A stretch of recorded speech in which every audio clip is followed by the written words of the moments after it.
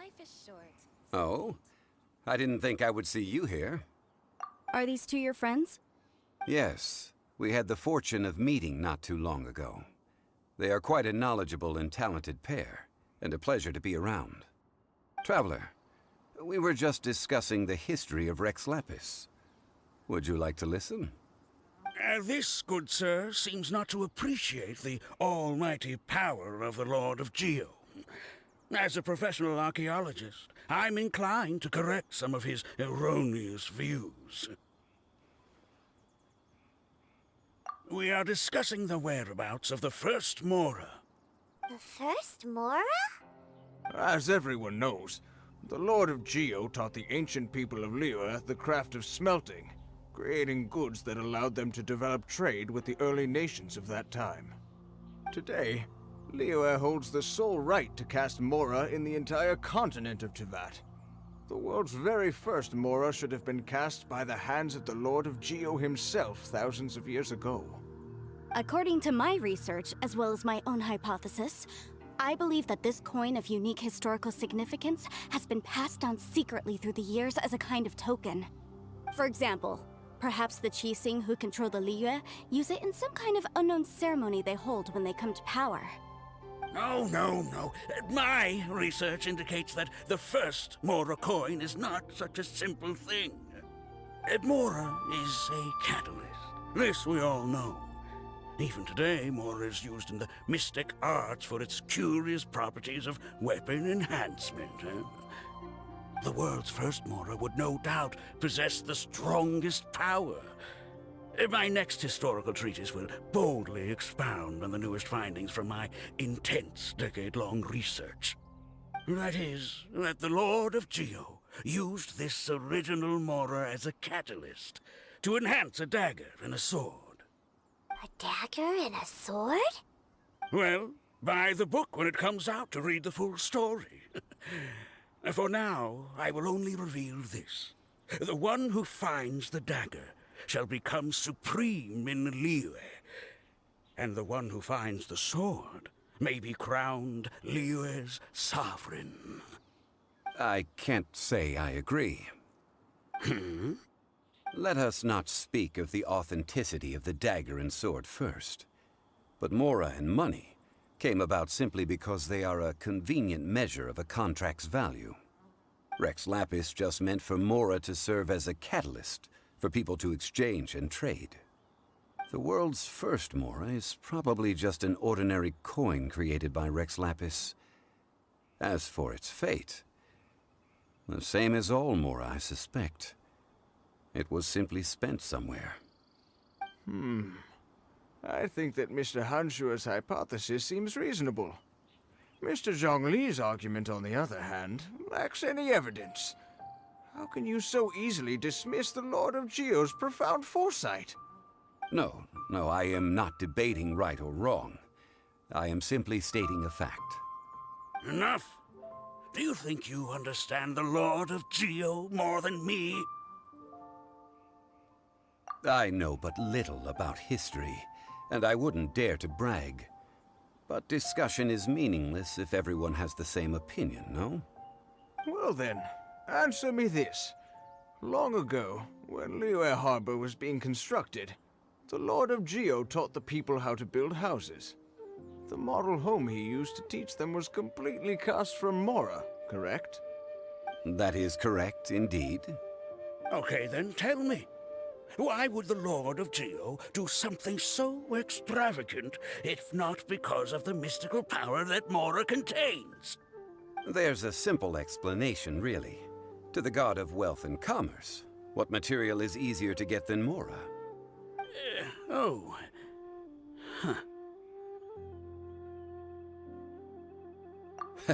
I mean, I am talking about Rex Lapis. Excuse me, sir. I have some questions about archaeology. Can we find somewhere quiet to chat?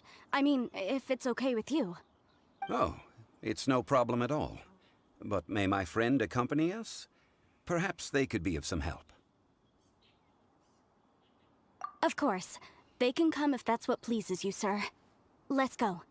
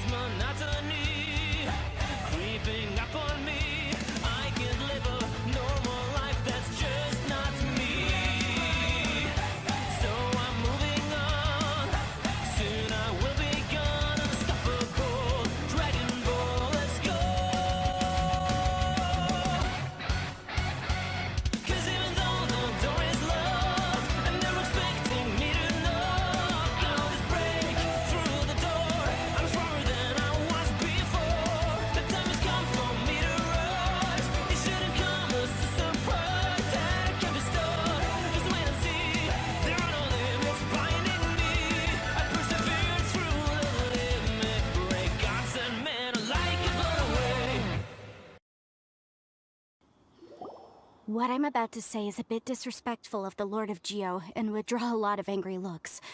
So it's best to discuss this somewhere quiet. Your argument just now exhibited acuteness of speech and thought. Most importantly, you don't fall for the boasting and acting of the others. You remain objective. So I have a question for you. Perhaps you will answer differently from other scholars. Do you think that all the gods that the Geo Archon killed were evil? Let's not analyze it in terms of good versus evil. Rex Lapis placed great importance on the integrity of contracts. So any gods he killed certainly must have broken some kind of contract. Right! The Lord of Geo wouldn't kill the innocent.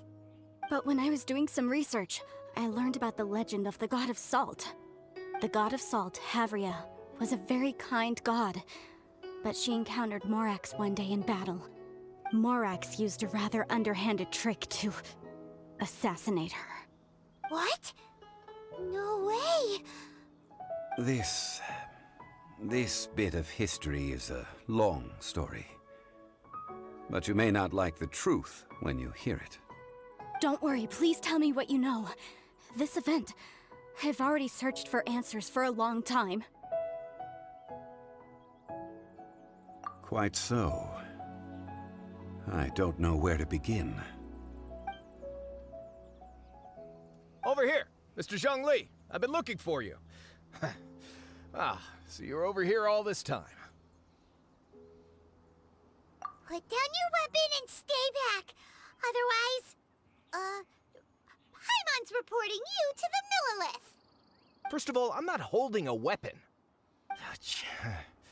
There's no need to overreact now. I'm simply an archaeological researcher from Snezhnaya. I'm not here for trouble. The Fatui say that every time. But this time, I registered with the Liyue Ministry of Civil Affairs. I could show you the official documentation if you want to see it. I will be conducting an archaeological survey here, the results of which will all be shared with the ministry. I heard that Wangsheng Funeral Parlor had a consultant named Zhongli with immense knowledge of ancient history and archaeology.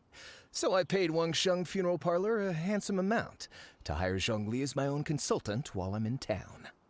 So you mean to say that this is work for the Wangsheng Funeral Parlor, yes? Well, since it's work, I don't have a choice. A consultant of the Wangsheng Funeral Parlor must respect their duty. Of course you would be such a reasonable man. Well then, let's head out now, shall we? Wait, if you are studying archaeology, can I go too? I am also a scholar in this field, so I can help.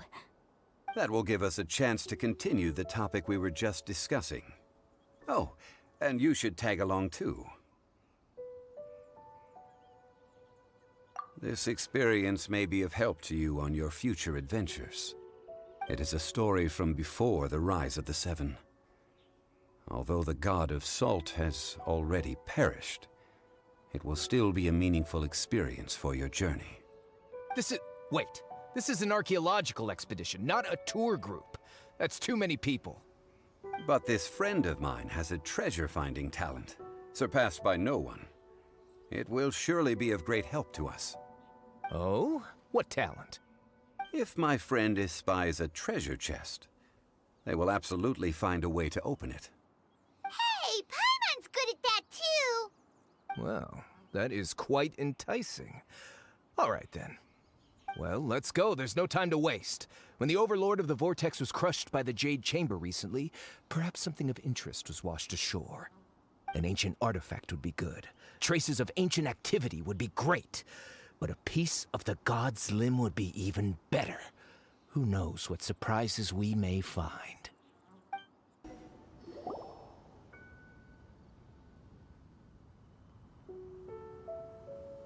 This place looks so ordinary. Can we really find anything valuable here? Huh? Paimon thinks it looks really grand. I don't mean the scenery, but rather that there should be something out of the ordinary. A big battle did just occur and all, and I don't even know where to begin looking here. Guyan Stone Forest is actually the perfect place to be, if you wish to learn about the gods or the history of the Archon War. Legend has it that Rex Lapis threw spears made of large rock into the sea here, piercing and crushing the overlord of the vortex.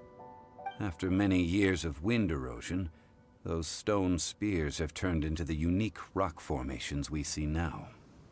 These mountains were the Lord of Geo's weapons? What we see now is just the part of them that remains.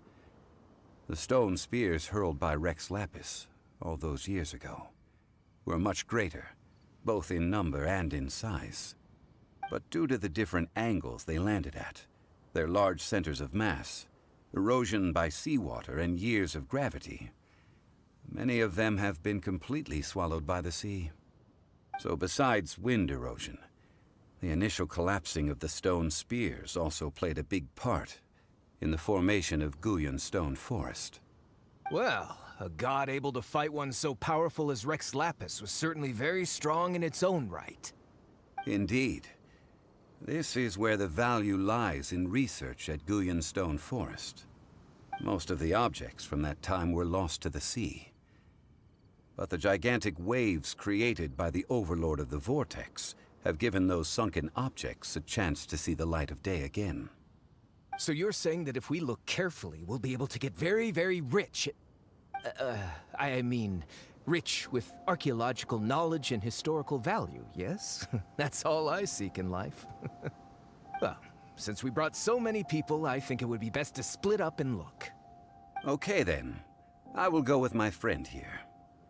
Although I have a smattering of knowledge in various disciplines, when it comes to archaeology, I can't compete with the expert here. Huh? Me? What's the matter? This is your profession. Why are you so surprised? I get it. I'll escort him then. Okay. If we find anything valuable or rare, let's meet on the shore opposite from here. The ancient god probably left behind lots of elemental marks. Following them should make our search much easier. Well, go ahead then. Use your elemental sight to look for any marks.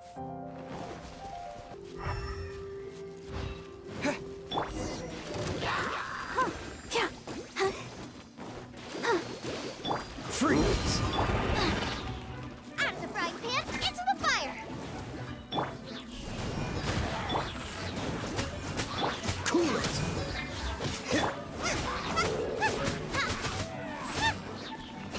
Nice and spicy!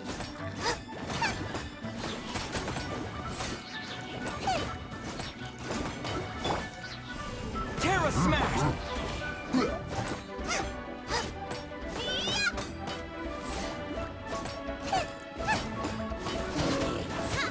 Dodge this! Let the show begin. Freeze! Out of the frying pan, into the fire!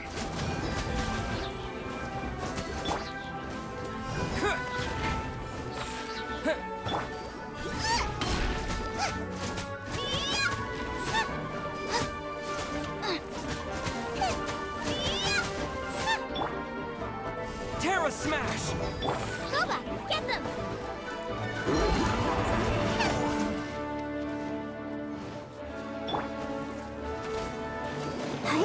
Dodge this!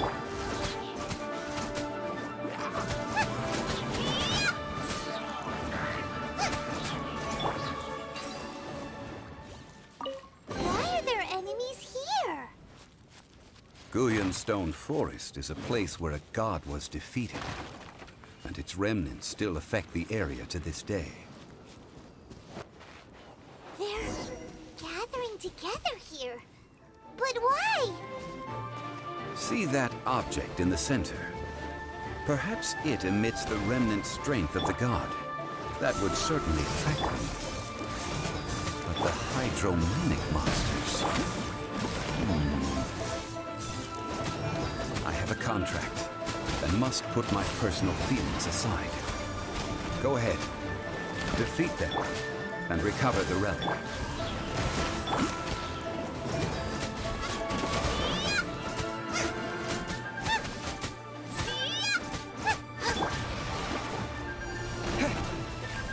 Terra smash! Let the show begin.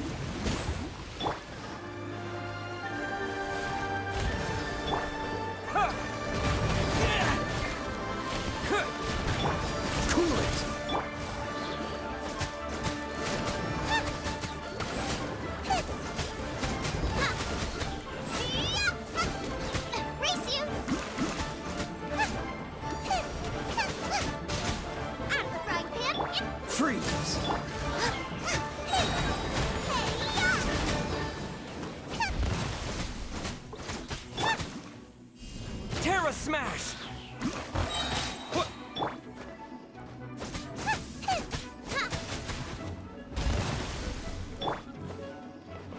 Cool it! It's just a stone slab, but its design is quite unique. This should be enough to garner some information. Let's head back.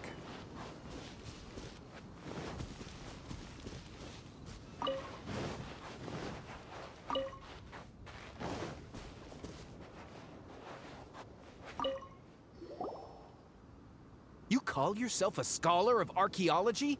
You can't even recognize this or that. What are you good for? We all have our areas of expertise.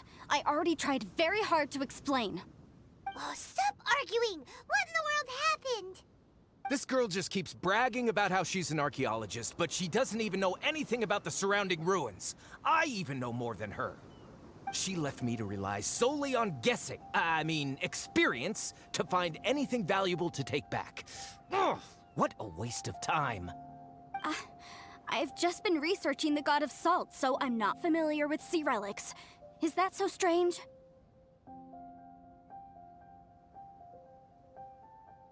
And you kept asking about how much Mora everything is worth. Can the value of relics only be measured in Mora? Isn't measuring their value in Mora the easiest way? This also matches the traditions of Liyue, does it not? Now, calm down. No need to make a fuss.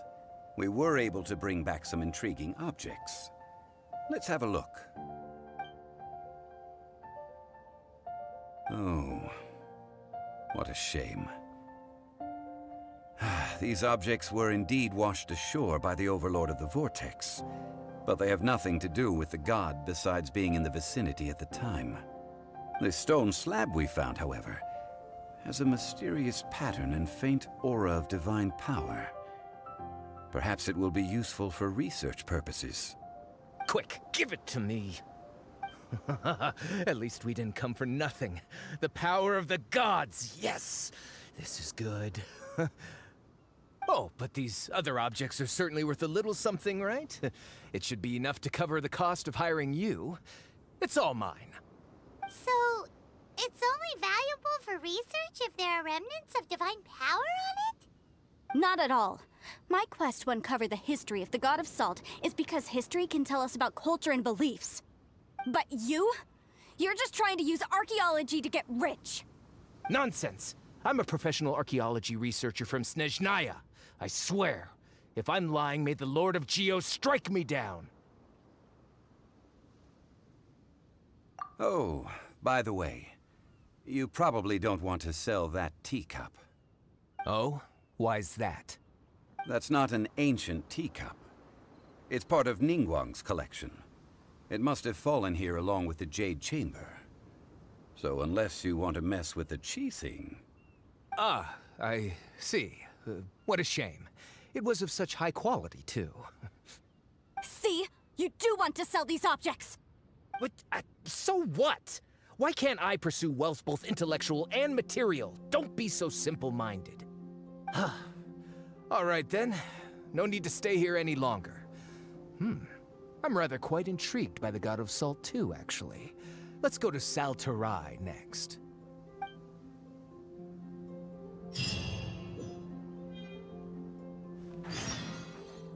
Ugh! You're simply a money grubber! And what are you, then? All you think about is digging up valuable relics every day. They're still arguing?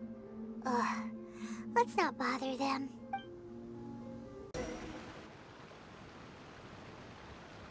I heard that Terrae was once the home of the God of Salt's people. Therefore, there's sure to be loads of valuable relics nearby. According to legend, the people of the God of Salt, Havria, enjoyed prosperous lives under her protection. But this legend has been around for ages. With the countless scrap collectors and treasure hoarders in the area, there probably aren't many valuable things left here. Oh, good. That's just great. If I knew it was picked this clean before, I wouldn't have come. About that, I know there's a ruin deep in this cave here. It's related to the god of salt, which is actually how the area originally got its name of Terrae. However, the ruin entrance has been sealed by a mysterious power. Nobody has been able to break the seal. I found a mechanism that seemed to be related to the seal, but when I undid the mechanism, the seal wasn't affected at all. So at the moment, the seal's origin and how to break it are very important topics in my research on the God of Salt.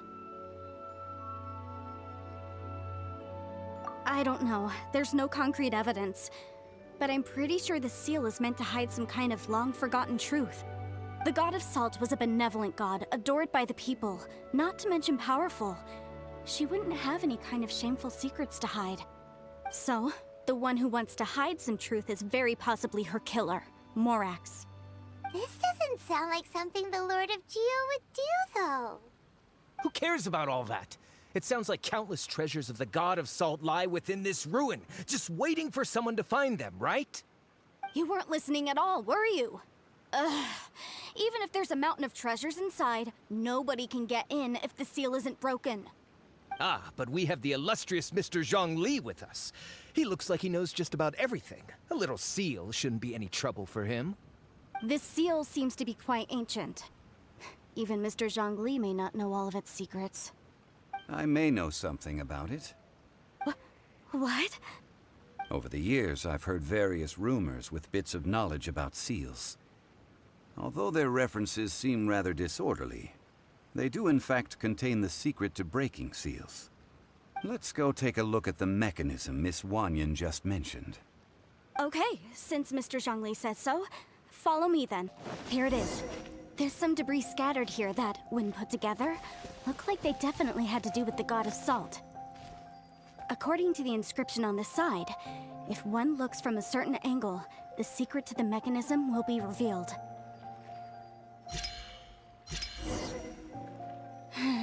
See that? Although we activated the mechanism, nothing happened to the seal. That's because there's actually another mechanism that must be activated. Another? Let me lead the way from here.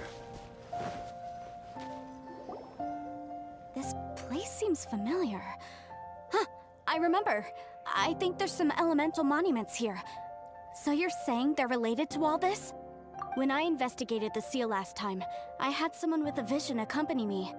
But when we lit up all the elemental monuments, nothing happened. That's because you don't just need to activate them at the same time, but in a certain order as well. Otherwise, the seal will not be broken. The secret to this puzzle is hidden in the legends about the Archon War. Tianheng in the south, Yaoguang in the east, Jueyun in the west, Qingce in the north. All desolate and devoid of life. Liyue is vast, yet even one haven is hard to find. To the north, to the east. Do the people of Liyue always talk in riddles? I think I've heard this saying before. Certainly you have. And the contents of this saying are also related to the God of Salt. To provide a haven for her people, whose lives had been ravaged by the Archon War, this benevolent god searched all across Liyue. At that time, with the chaotic fires of war engulfing the land, even one sliver of peace was a luxury. And that haven she eventually found is right here. Today, it is known as Terrae. How sad then.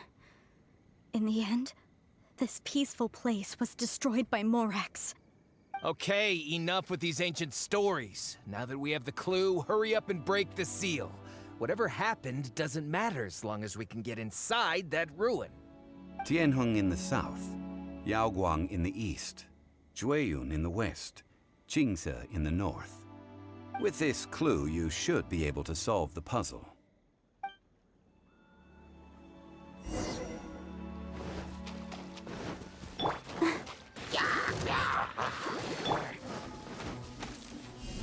Yeah!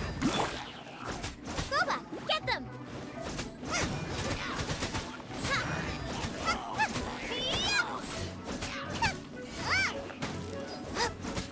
Cool it!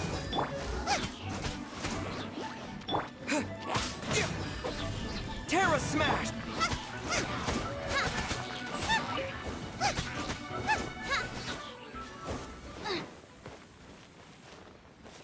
The directions are the clue.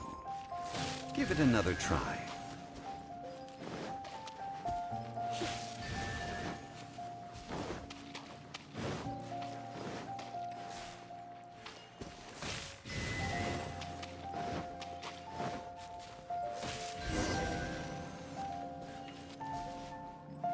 Look! The seal really was broken! Mr. Zhongli is indeed quite remarkable. It was nothing, really. Now, it's time that people learn the hidden truth lost to time. What do you think of treasure chests? I believe that they were left behind by great travelers who once passed this way. Every time I open one and look at its contents, I can feel a certain kinship with those who came before. And that's how you get adventure experience.